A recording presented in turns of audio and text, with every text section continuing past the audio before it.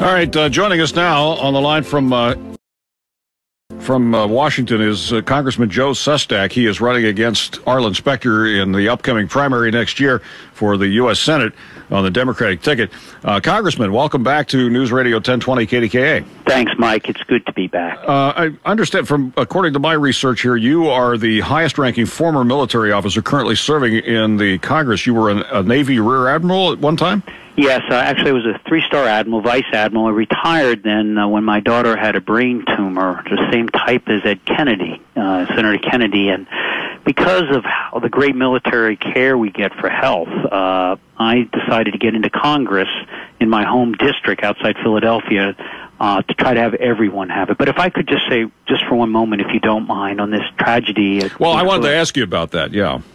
From your vantage, do you know anything that you can add to this story that we may not be aware of at this point? I do not more than has already been revealed, except if I could, for one insight. I had asked Steny Hoyer today for a moment of silence on the House floor, but when I mentioned it to him, I said the hardest job in the military, on our commissary bags, it has a slogan: hardest job in the military is the military spouse.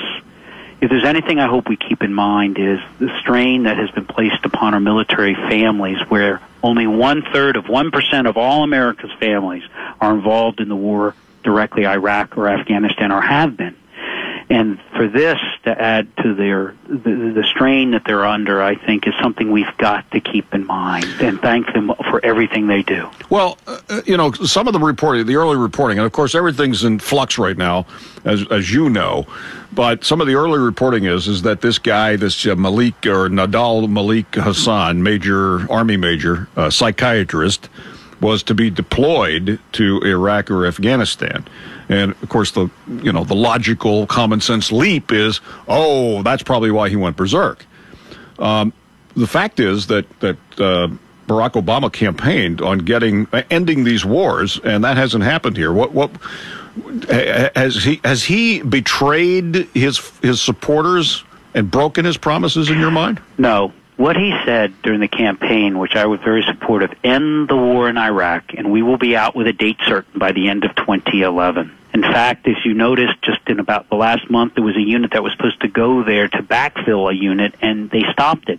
It was even a more early drawdown. But he did say he felt we needed to win the war in Afghanistan, primarily, and he said it best, because of the safe haven Al-Qaeda has in Pakistan. It's not about Afghanistan anymore. It's Al-Qaeda that can plan undisturbed the Al-Qaeda that struck us in 9/11 in Pakistan. That's the sole reason to remain there. I think his deliberation, how he's approached this General McChrystal strategy, is indicative of how he's taken into account the strain on an army that can't respond to any other war plan in our whole arsenal of war plans across the world because of the readiness being so bad when they come home, because they then break apart, they have some downtime before they go back to Iraq or Afghanistan, and the mental strain on our forces. He's taking that into account, but no, he has not broken a promise. He is trying to keep America secure and thoughtfully get out of Iraq and try to win that war in Pakistan's safe haven for Al-Qaeda. Well, we're talking with Congressman Joe Sestak of Pennsylvania. He's running against Arlen Specter in next year's primary for the Senate in the Democratic Party. Some of us, and I would be one of them, would say, you know what, that's all well and good, but really what Obama's doing is dithering here, while more American forces are in limbo and dying in the field. Isn't it time to just get out of Afghanistan? Because we had that, I forget his name now, but the gentleman who was a former military officer who was in Afghanistan, he just resigned, and he said he's resigned because he doesn't know what we're doing here. Isn't it time to leave? Of your 2 points, first, I have gone on TV several times and radio to say, up until now, I felt that the commander-in-chief, who has to figure out not just the Afghan strategy, but the impact on our overall national security fabric across the world upon taking a certain strategy in Afghanistan, was due deliberation. But I do agree now that now's the time to come to closure. He's done it well to now, but now's the time to come to closure. But now, into your second point, I was on the ground, as you probably know, Mike, early in that war because for a short period, I headed the Navy's anti-terrorism unit, Deep Blue.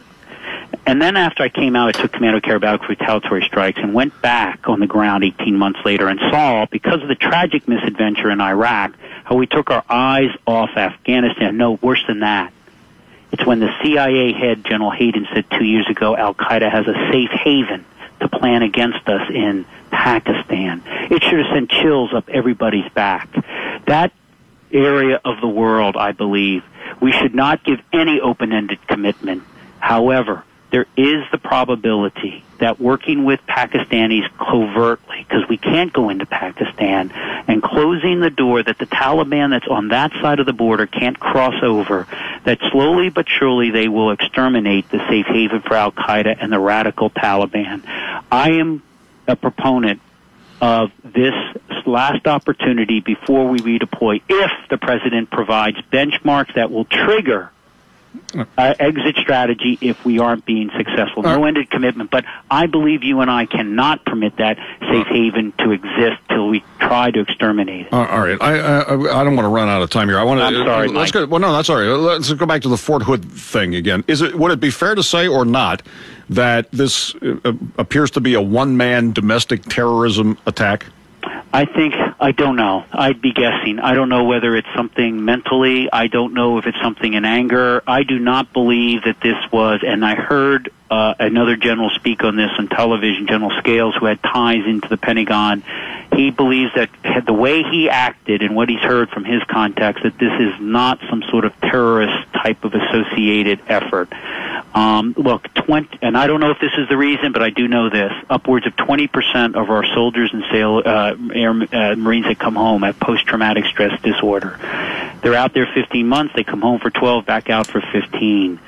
This is an unremitting war. It's the most frequent deployment under most stressful conditions of being outside the wire every day, 24/7, and it's the longest war we've had. And so therefore, this is a wonderful heroes. We've the wonderful heroes we have, but the mental challenges, and I'm not saying that was the cause, but we do know from suicide rates to the care that we're taking in our mental health area that this has truly been a challenge to the families and to the warriors who have gone forward. All right, now let's go to the healthcare here.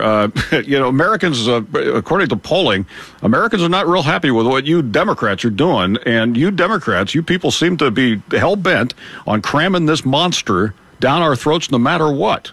And the Declaration of Independence was on one page. You got 2,000 pages now. Why are you doing this? Why don't you go back and start all over again and do what the American people actually want? Well, let me take two of your points. Americans were not very happy with what happened over the last 10 years as 10 million Americans literally lost their health care insurance. And at least when I was running, and I got out of the military, I heard everyone say, you've got to do something. Now, that gets to my second point of your 2,000 page. I remember when I had my carrier battle group, and we used to have aircraft lift off. The operation order was probably as thick, if not thicker. And even to run your radio station's electronics and the repair manuals are thick. So I'm not impressed by length or unlength. What I am impressed by is this, that we lose 14,000 Americans every day off the insured list because premiums in Pennsylvania have doubled in 8 years. And in Pennsylvania, we have two insurance corporations that own 70% of all private health care plans, and they dictate the prices. And so what I wanted to do was remove from between the doctor and the patient the health care company, to where the doctor can talk directly to the patient and cannot deny pre-existing conditions coverage, and cannot deny somebody coverage once after 10 years of having health care. They decide they have cancer and they deny them the type of chemo treatment that's covered. And I've seen that come in my constituent's office. Okay, I've only got one. That's the kind of effort we've tried to change. All right, I've got 1 minute left, and I got to do this quickly. Do you believe that a health care reform package will be passed by the end of the year? Yes, I do. If not, it'll be in the first month afterwards.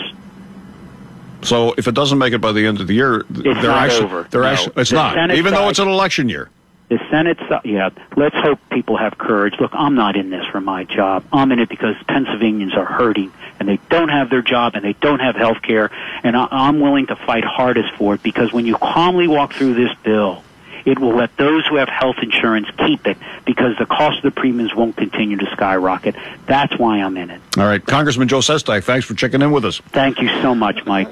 Congressman Sestak is from Eastern Pennsylvania. He is a Democrat. He is running against Arlen Specter in the primary for the Senate next year.